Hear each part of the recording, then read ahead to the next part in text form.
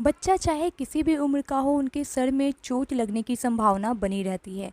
लेकिन छोटे बच्चे जब चलना सीख जाते हैं तो इस दौरान गिरकर सिर में चोट आने की संभावना ज़्यादा होती है।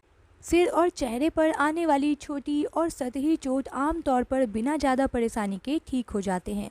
सिर पर थोड़ा सा भी कट जाए तो इसमें से काफ़ी खून निकलने लगता है, जो कि परेशान कर सकता है। लेकिन यह चोट आमतौर पर अधिक गंभीर नहीं होता और आप घर पर ही इसका देखभाल करके ठीक कर सकती हैं। लेकिन अगर सिर में अंदरूनी चोट लग जाए तो दिमाग पर लगने वाले किसी आघात या किसी गंभीर तकलीफ के बारे में बता पाना मुश्किल हो जाता है। इस वीडियो में सर में विभिन्न प्रकार के चोट, उनके लक्षण, उनके इलाज और उनके तरीकों को समझने में मदद करेगा। सिर की चोट थोड़ी सी सूजन, जमा हुआ खून या फिर सिर पर एक छोटा सा कट भी हो सकता है, या फिर आघात, खुले घाव, गहरे कट, अंदरूनी ब्लीडिंग या खोपड़ी की हड्डियों में फ्रैक्चर के कारण होने वाला ट्रॉमेटिक ब्रेन इंजरी भी हो सकता है। अब बात कर लेते हैं सिर की चोट के प्रकार के। सिर की चोट दो तरह के होते हैं, सिर की अंदरूनी चोट और सिर की बाहरी चोट। अंदरूनी चोट सामान्यतः दिमाग या खोपड़ी से जुड़ी होती है, जिसमें खोपड़ी के अंदर स्थित ब्लड वेसल्स भी शामिल होते हैं। वहीं बाहरी चोट आमतौर पर सिर की त्वचा से संबंधित होता है। अगर अंदरूनी चोट लग गया है तो कैसे आप पहचान पाएंगे? बच्चा कई सेकंड तक बेहोश रहता है। भारी ब्लीडिंग जिसके कम होने या रुकने का कोई संकेत नहीं दिखता। बच्चे को बेहोशी या दौरा आना। बच्चा शरीर में आंशिक शून्यपन या कमजोरी महसूस करता है। बोलने और देखने यानी डबल दिखने में परेशानी होती है। बच्चा घटना को याद करने में सक्षम नहीं होता और बार बार एक ही सवाल पूछता है। असामान्य सांस की गति। अब बात कर लेते हैं कि आखिर आपको क्या करना चाहिए। सबसे पहले यह ज़रूरी है कि बच्चे के एक्सीडेंट के बाद आप शांत रहें।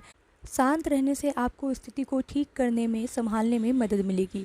सिर की आंतरिक चोट की स्थिति में नुकसान का सही तरह से पता लगाना आसान नहीं होता, इसलिए ऐसी स्थिति में हमेशा एक डॉक्टर से संपर्क में रहें।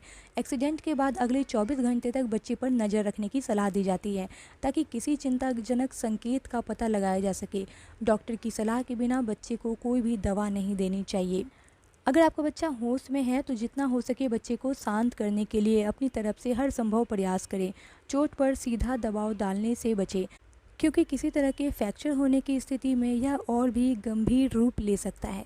अगर बच्चा उल्टियाँ कर रहा है तो उसे चोकिंग से बचाने के लिए बाईं तरफ यानी बाईं करवट पर लेटाएं। अगर बच्चा बेहोश है तो उसे हिलाने डुलाने से बचें। उसके सिर और गर्दन को सीधा रखें ताकि गर्दन या रीढ़ को किसी भी संभावित नुकसान से बचाया जा सके। बेहोशी की स्थिति में टाइट कपड़े को ढीला कर दें, खासकर गर्दन के आसपास। फर्स्ट एड देने के लिए बच्चे को शरीर की चोट की जांच करें और तुरंत डॉक्टर को बुलाएं।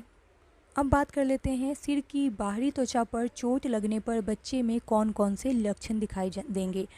गंभीर सिर दर्द हो सकता है, बार बार होने वाली उल्टियाँ हो सकती है, कुछ सेकंड के लिए बेहोशी हो सकती है, आँखों के आसपास या कान के पीछे की त्वचा का नीला होना हो सकता है, सामान्य रूप से चलने या बात करने में परेशानी होगी, कान या नाक से खून या पानी जैसा बहाव आ सकता है, सिर में सूजन या गड्ढा महसूस हो सकता है। इस स्थिति में भी आपको अपने बच्चे की पूरी देखभाल करनी है और डॉक्टर के संपर्क में रहना है और आपको बार बार ख्याल रखना है, यानी 24 घंटे तक देखते रहना है कि बच्चे में किस तरह की एक्टिविटीज़ हो रही है, क्या हो रहा है, यानी कि आप सारी चीज़ें उसी तरीके से यहाँ भी फॉलो कर सकती हैं। उम्मीद करती हूँ आपको ये वीडियो पसंद आई होगी। अगर पसंद आए तो चैनल को सब्सक्राइब और वीडियो को लाइक ज़रूर करें।